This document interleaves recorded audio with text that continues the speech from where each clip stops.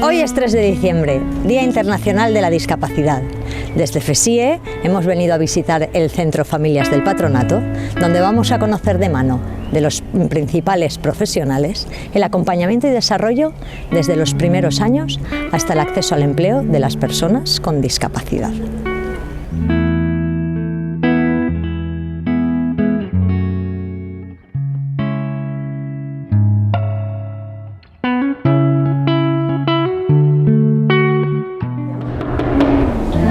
Pasa. Hombre, Susana. Hola, Laura, ¿qué tal? ¿Se puede? Sí, pasa. Me has pillado escribiendo aquí cositas importantes. Bueno, Laura, como directora del Centro de Educación Especial de Patronato Francisco Esteve, Familias del Patronato, cuéntanos, ¿cuál es vuestra realidad? Bueno, ahora mismo nuestra realidad está cambiando muchísimo.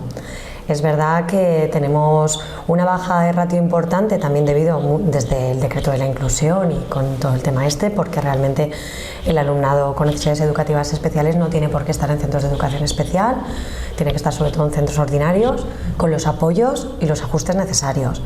Nosotros ahora mismo tenemos un cole, continuamos teniendo un cole de 9 aulas, aunque tengamos una ratio un poquito más limitada.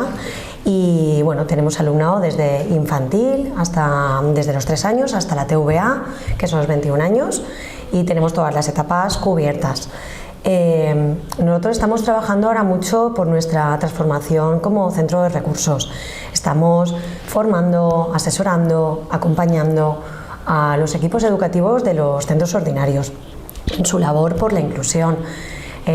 Partimos mucho de la sensibilización, porque se requiere de un cambio de mirada hacia la discapacidad, de manera que las escuelas ordinarias sean escuelas para todos y para todas, ¿no? Vamos hacia ese modelo, y es verdad que la inclusión ha venido un poquito precipitada. Todavía existen centros que no tienen los apoyos adecuados, pero bueno, nosotros los centros de educación especial decimos sí a la inclusión, pero con los centros de educación especial. Y entonces, desde tu punto de vista, ¿cuál crees que es el reto que tenemos como sociedad para lograr una inclusión? Bueno, yo creo que el reto pasa por perder el miedo, eliminar prejuicios y ofrecer recursos. No hemos hablado de la importancia de la salud mental en el alumnado al que vosotros atendéis. ¿Cómo integráis esto? Bueno, Susana, eso es un temazo. A ver, lo hacemos como podemos. Cada vez más el alumnado que viene a los centros de educación especial tiene más comorbilidad con salud mental en su patología, además de graves problemas conductuales, ¿no? Que es como lo más difícil de incluir en el sistema educativo. ¿Cómo lo hacemos? Pues bueno, teniendo en cuenta los recursos que tenemos, que en muchos centros concertados no tenemos la figura de la enfermería escolar y tampoco tenemos una formación específica, lo que hacemos es autoformarnos, ¿no? Ser autodidactas, formarnos mucho y trabajar, intentar integrar en nuestro centro. Pues nosotros estamos trabajando a través del apoyo conductual positivo, mucho trabajo transdisciplinar, mucha coordinación con los servicios sanitarios y mucha actualización de información en el propio equipo. Si tuviera que definir qué es la inclusión para mí en la escuela, que es lo que a mí me toca, diría que la inclusión es que cuenten todos y todas, y que todos y todas aprendan algo cada día. No solo que estén presentes, que participen y que aprendan. Así es, Laura. Pues muchísimas gracias por acogernos también, por explicarnos, y enhorabuena y a continuar con este gran trabajo. Gracias a vosotros.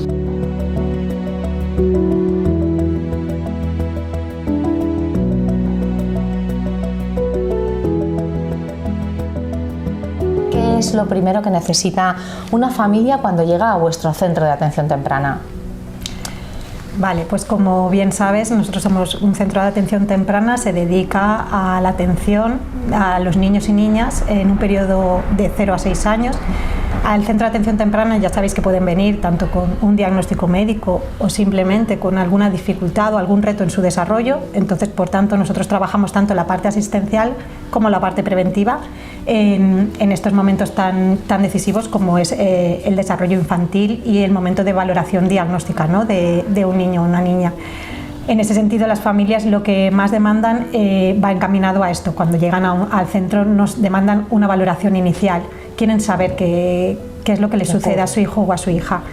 Y tienen mucha necesidad de acompañamiento también en la estimulación. Hay algunas familias que incluso ya vienen con esa parte médica resuelta, pero aún así nos preguntan: ¿y ahora cómo puedo ayudarle? ¿Cómo puedo ayudar a mi hijo a que se desarrolle mejor? ¿Cómo puedo hacer una correcta estimulación? ¿Me estaré pasando? ¿Qué pautas debo seguir? ¿Lo estaré haciendo bien? ¿Qué recursos debo encontrar en el entorno que favorezcan que mi hijo se desarrolle correctamente? Este serían un poco la principal demanda con la que llegan aquí. ¿Y por qué es tan importante para una persona con discapacidad tener un diagnóstico temprano, un diagnóstico precoz y una intervención apropiada? Aquí ya entra todo el tema de la investigación científica, el tema de los avances en neurociencia, cuando se comprueba y se evidencia que la neuroplasticidad cerebral en los primeros años es crucial, y a partir de ahí una etiqueta y un nombre médico clínico pueden ayudar tanto pues, en avances en investigación, a nivel de recursos y luego aparte toda la importancia que tiene el abordaje temprano, ¿no? De esas dificultades de saber poder detectar a lo mejor en qué áreas podrían estar a lo mejor más afectadas o necesitaría más estimulación o más apoyo, y a partir de ahí empezar el plan de tratamiento y la intervención en atención temprana. También estamos asistiendo a un cambio de paradigma en el modelo de atención temprana. Hemos pasado de una atención en sala a una intervención en entornos naturales, en el centro educativo, en casa, en el parque. ¿Qué opinión tienes de este cambio de paradigma? Era un cambio necesario y crucial en este momento social que tenemos, y es un proceso transformador del sector de la discapacidad, del mundo del que venimos hacia un abordaje de las diferencias de una manera mucho más inclusiva. Y luego, aparte, por lo que nos concierne a nosotros como Centro de Atención Temprana, es un cambio de mirada a esa visión clínica que puedo haberte comentado al principio, que es la demanda inicial, a después una visión inclusiva, a adaptar el entorno de este niño o niña con discapacidad, a enseñar a la familia recursos en sus propios entornos naturales para poder adaptar lo mejor posible estos retos que puede estar presentando el niño en su hogar.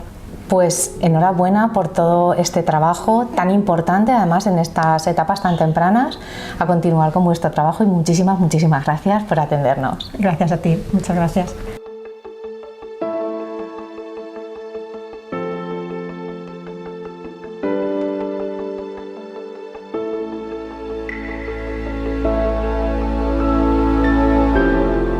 Bueno, Carmen, cuéntanos, ¿qué es SEPIFE, el Servicio de Empleo con Apoyo? El Servicio de Empleo con Apoyo del Patronato Francisco Esteve surgió en el 2009 para dar respuesta a las personas que atendíamos, personas con discapacidad intelectual, que querían que su proyecto de vida pasaba por conseguir y mantener un empleo en el mercado ordinario de trabajo. Utilizamos la metodología del empleo con apoyo, que lo que hacemos son acciones individualizadas con la persona para hacer la adaptación necesaria en el puesto de trabajo. ¿Qué supone para una persona con discapacidad el acceso al empleo? Pues acceder a un empleo va más allá, es un paso transformador, va más allá del tema económico. Al final, para la persona con discapacidad le está generando, le permite pues la fuente de ingresos, pero además una independencia a nivel personal, tiene un rol activo en la sociedad, es una fuente constante para ellos de aprendizaje, fomenta su autonomía y reduce el aislamiento social. En esta línea, ¿qué les dirías a las empresas que todavía no han contratado a personas con discapacidad o con talento diverso para que se animen a hacerlo? Les diría que están perdiendo oportunidades de negocio y de talento. Las personas con discapacidad tienen un alto nivel de compromiso, de lealtad, mejoran el clima laboral y sobre todo los beneficios fiscales y económicos que hacen para la contratación de las personas con discapacidad en las empresas. Muchísimas gracias, Carmen, por toda esta información. Gracias por el trabajo que hacéis, nuestra más sincera enhorabuena y mucho ánimo para continuar con esta labor.